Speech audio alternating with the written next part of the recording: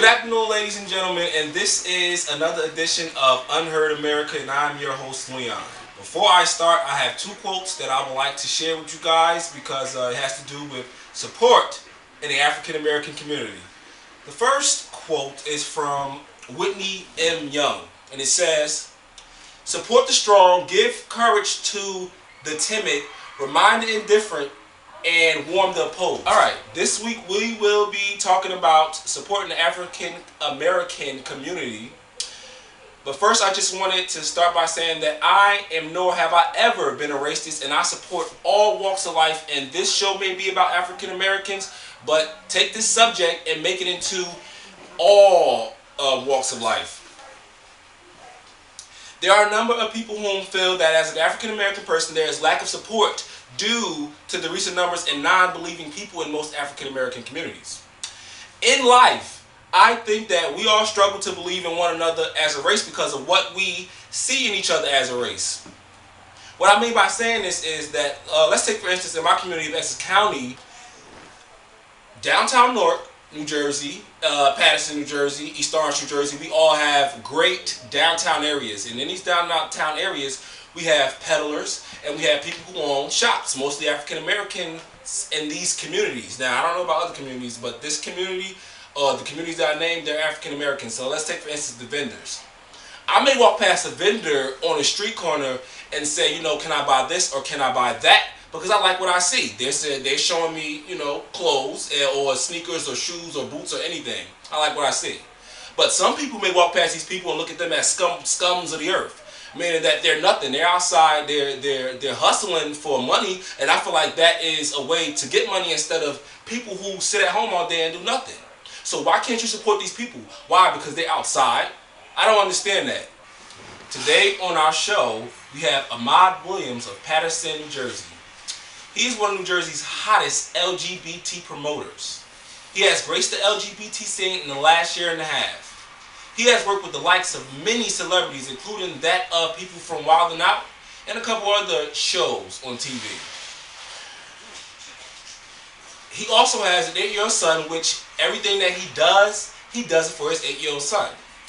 Once a part of the ballroom scene, Ahmad used his mind to put forth great effort when it came to voguing.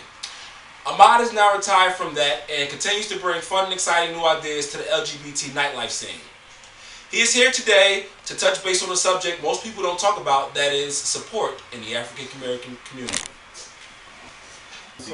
Without further ado, ladies and gentlemen, Ahmad Williams.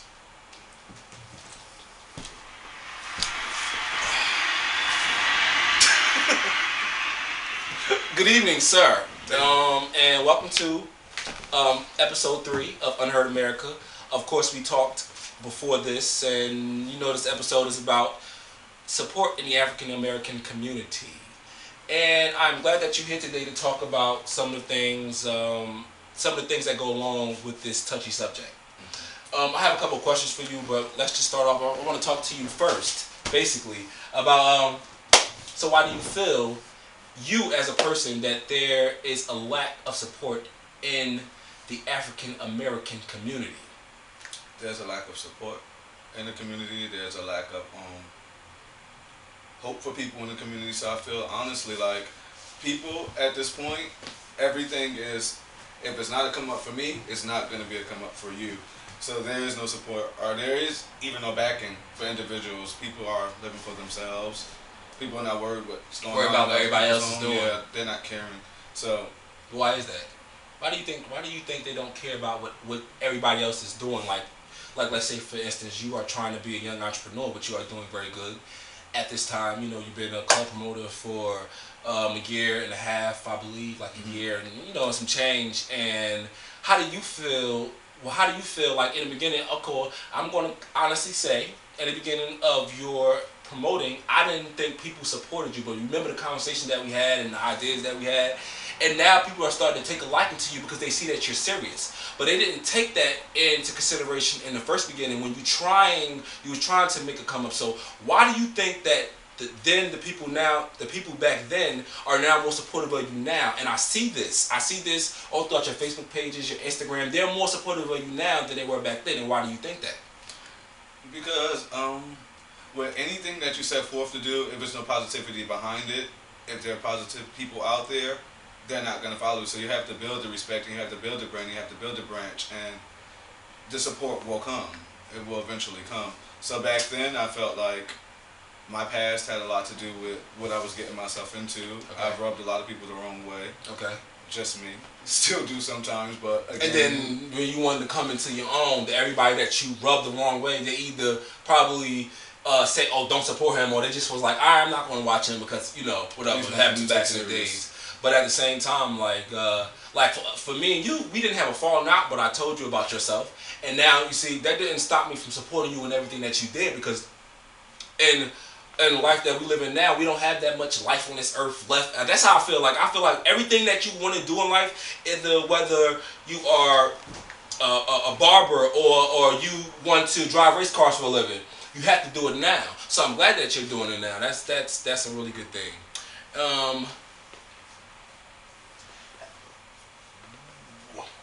The lack of support over the past couple years for me, I felt as though, like for me, for instance, I wanted to do this show 3 years ago, 2 years ago, or somewhere of that scenario. I think I posted it 2 years ago, and I said I wanted to do this show. But now that I'm doing it, I have people now who I can't even I look at the people now, and I'm just so overwhelmed. Like people are supporting me, but I didn't think that, like how you said, you rub people off the wrong way. I think I rubbed people the wrong way back then too. But nowadays it's all I calm down. I think it's all a part of growing up too, and a part of your age. And you are much more mature now than you were back then. America, I know him.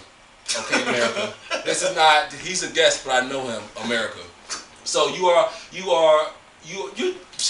point blank period. This man is doing good. He's a club promoter, but I mean, I'm a talk show host. You're a club promoter, and then let's just get into question number 2. You know what? Before we get into question number 2, we'll be right back. Yeah. Welcome back to Unheard America, and here again is Ahmad Williams of Paterson, New Jersey. All right, so the issue at hand is support, obviously, in the African American community. So you, personally, okay, have you ever been faced with an issue where somebody blatantly came out and told you, I don't like anything that you do, I will never support you? Has anybody ever, or not even just told you, did things where they had to make you know, like, listen, bruh, or however they, talk, whatever. Has there ever been a time that somebody personally came up to you or anything that you've heard that, may have been non-supportive to you, or you may have felt that was non-supportive to you? You don't have to say names. All the time. I just need one situation. All the time. Basically, prime example, me, I'm a very humble individual. The audience that's here, you know that. I came out, and I set a bar to myself that when I did start doing what I was doing, this is beyond doing parties. This is just like doing for people in general, the LGBT community, because I feel there's no backing, there's no support. So I said, let's bring fun back to New Jersey. Let's do different things.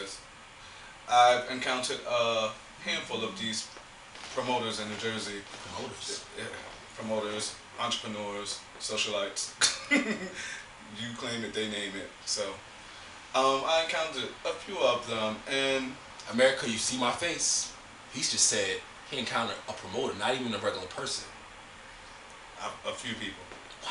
And I honestly feel like I've dealt with a lot, because it's your supporters, it's the people that look up to you, it's the people that actually support you. Right. They sit back and they watch. So if something's not beneficial to somebody that's trying to make a come up of a hustle, as I said, everything is a humble understanding. If you're not humble, things are put in the atmosphere. So when you're telling people, don't support this person because of this reason, it'll never work, because I'm a humble individual. There's a million people that backs me to compare to 3 that you can tell like I'm a nasty individual. So I've seen it happen.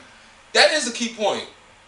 In life, I think my mother said this to me before. She said that in life you will have, are you going to be worried about the million people that like you, or are you going to be worried about the 3 people who don't like you, who don't support you? I mean, not saying that I'm worried about the people, or you're worried about the people that don't support you, but it comes a point in time when you just be like, but why? Why don't you support what I do, or why don't the other? I'm shocked to hear that there was promoters that just was not supportive. You would think that this is a coalition, like a group of people, like It's far from it. what's the movie Biker Boys, and how they had all the biker gangs, but they all supported, they all came in, could join that one. Why can't promoters do that? I don't know, America. Okay, but for me, for instance, I'm gonna take for one situation with me. I came in 2000. I started substituting in 2009. I was 19 when I started substituting. Okay, I've made it a point to be one of the best teachers in Bloomfield. I don't use my book smarts or anything like that. I use my knowledge of having little brothers and sisters, or my knowledge of having little cousins, and that's how I counteract. How can I teach the classes that I teach? For instance, one day, I'm not saying any names. A teacher came up to me and put her hand in my face, and she told me about myself. She told me about myself so bad. I just don't even. I'm not even going. And this is a teacher with tenure who's like 60 years old, came and told me about myself. I'm like, I don't want to step on your toes, but I'm just trying to do my job as as a teacher, even though I was a substitute. But that just being said, like, I understand how you said people don't support you, even in the. That's terrible. America, if you are in the same profession, if you are in the same coalition, that's what I said. If everything that you, how can I put this? And basically, if you are doing the same thing like somebody else, you should support that person so that person can support you. But I support everybody. You understand what I'm saying? In that profession, that's just like, I don't know. I can't even give an example right now. Just be supportive. One hand washes the other. There we go. That's a good saying. One hand washes the other. That's a good saying. Okay. We'll be right back.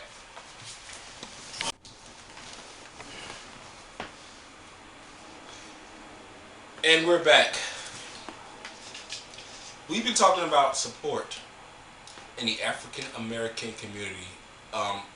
Yes, if you don't know what we're talking about, I'm really talking like this is a real show. All right.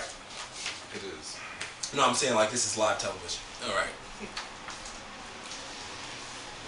My next question for you is, as a race, how can we prosper in society? And how can you involve support as your baseline? So as a race, like how can you involve support as your baseline to prosper in society? I would think just like every other race, our race should be more stern with supporting one another. I think our race is one of the races that doesn't support one another in many aspects, which is restaurants, businesses, support. So I think the base of support should start within. If you have one hand, you reach in, touch another person, and build up a foundation that everybody helps one another. That's true, because I think altogether as as African Americans, I think we could prosper really, really well. But I don't think we give each other a chance. Like, I give you a chance, and you give me a chance, but that's only two people. I'm talking about in general. You understand what I'm saying, right? Okay. Your everyday. This every day you wake up and every day you wake up. So your whole entire lifestyle, your whole entire daily routine, everything about you. How every day? How can you add support to your lifestyle every single day? To my lifestyle? Yeah. What can you do to what can you do to show support? Now this is where you're going to tell what can you do as a person to show support. Just how you can give like examples, little examples, so people can understand what it means to support someone. And it doesn't have to be with your club. It can be with anything. That's what I'm about to get into. I was about to lead the aspect of my club. What I do is basically, I'm a person that likes to touch people. So if I see something going on my Facebook that I just think is so like out of control, and I think this person is in a wild emotional state, right? I have a tendency. I'm not nosy, but I have a tendency to hit people up, and I say, "Is everything okay with you? Do you need somebody to talk to?" I talk to a few people. There's things I try to set forward to do in the near future that I haven't done yet. That I want to do things like dinner drives, clothes drives, and feed homeless people. Is so much I do on my normal days. we, I always wanted to do that. What I wanted to do when I had my red card, because it has a plug in it, what I wanted to do is I wanted to hook up a little, what do you call those things? Coffee pot, and basically go downtown and go down Patterson and see all the homeless people out there because it's getting cold. And I never wanted to be homeless, so I wanted to do that too. So we're going to talk about that after this show. We're going to talk about feeding the homeless because I really want to feed the homeless. Not even feed them. Even if we get hot chocolate boxes, they only $1. Donate it to your establishment, or somebody when they bring it, or bring it to my house, or bring it to your house, or however, and we can just drive around and give out hot chocolate. I mean, that's not much, but at least these people will be warm for 10 minutes out their whole entire life. But back to what you were saying. I'm sorry that I cut you off, but back to what you were saying about supporting people, and you started talking about the homeless shelters and stuff like that. So that's basically that. Like, it's basically that. Make sure everything is the little parts of someone's life I can touch. I would love to touch it if I was given a chance, and that's why what I do gives me a foundation to be heard. Honestly speaking, so now it's just not like, okay, I feel like this. I have no way projecting that out there. If I want to project something out there, I have people that actually does follow and support me. I'll have a lot more help now these days. So you made your base as a promoter to a club, like not even just a club. You just are a promoter, a party promoter, right? That's your base. So what you're saying is you built your foundation up, and now you're able to but now more often you are able to help people out. You're able to support. Love to start, yeah. You are like, let's say, because I do the same thing. I don't listen. I mean, I don't go down Facebook now. Facebook is one of the biggest social networks. I wish it wasn't even here, but it's here. And we don't have another choice but to use it. Because back in the days when Facebook was not here, you just go down the street to your friend's house, knock on the door, and you just be friends with it. But now you got, you know what social networking has done to people. But yeah.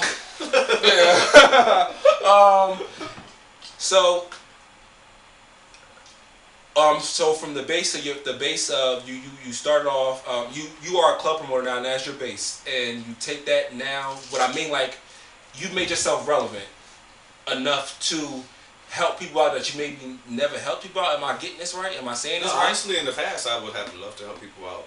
Little things I can do, I have done it, but now I'd rather really put an impact. Are you more focused now than you were back then? I'm way more focused.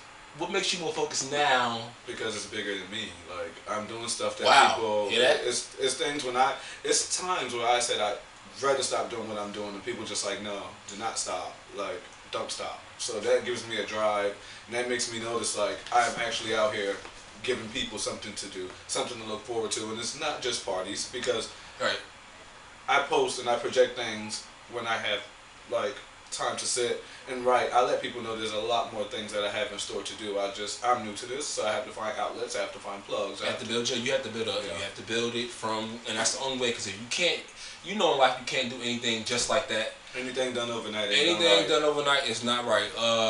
Like this show, for instance, like I said, it took me 3 years, and you know what happened 3 years ago? 3 years ago, I started it as typing, but I stopped because I didn't believe in myself.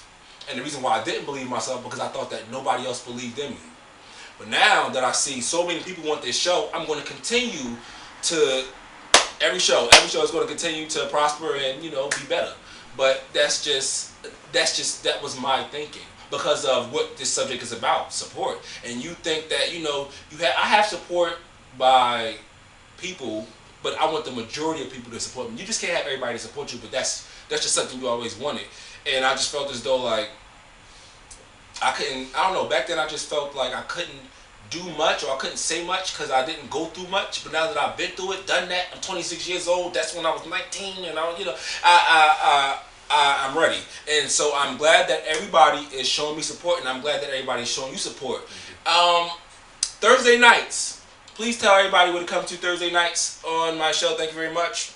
Thursday nights, the only place to be in North Jersey is at Utopia Loungers, 240 Dayton Ave, Clifton, New Jersey. 240 Dayton Ave, Clifton, New Jersey. Oh, yeah. And we will be... No? You got something else to say? No. And we will be right back. Thank you. And we're back to Unheard America. And this is my guest, Ahmad Williams of Patterson. And just to let everybody know who he is. Ahmad, is there Any advice before you leave this show? Is there any advice that you can give to the people who struggle every day to get the support of their peers inside their own racially divided communities? Is there any advice that you have for these people? I would say whatever you want to do and whatever you put your mind to, there should be nothing and nobody to turn you away from that. If you're good at what you do, the support will come eventually. So stick to your plans. Always know there's somebody up there above. So God never gives you too much to handle. Handle it, get it done, and be great. And that's our show for today. But the bottom line, this is a little segment that I'm going to talk about every time I film this. All right. In life, in order to strive and compete in a world full of judgment, we must first racially accept one another. We must racially support one another in all walks, in all shapes, in all forms, not just African Americans. If you are Caucasian, Anglo-Saxon, white, black, pink, yellow, fat, ugly, not ugly, it doesn't matter. Whoever you are at the end of the day, support one another. Thank you again for watching Unheard America, and we'll be back next week. Our topic next week is bullying. What can you do?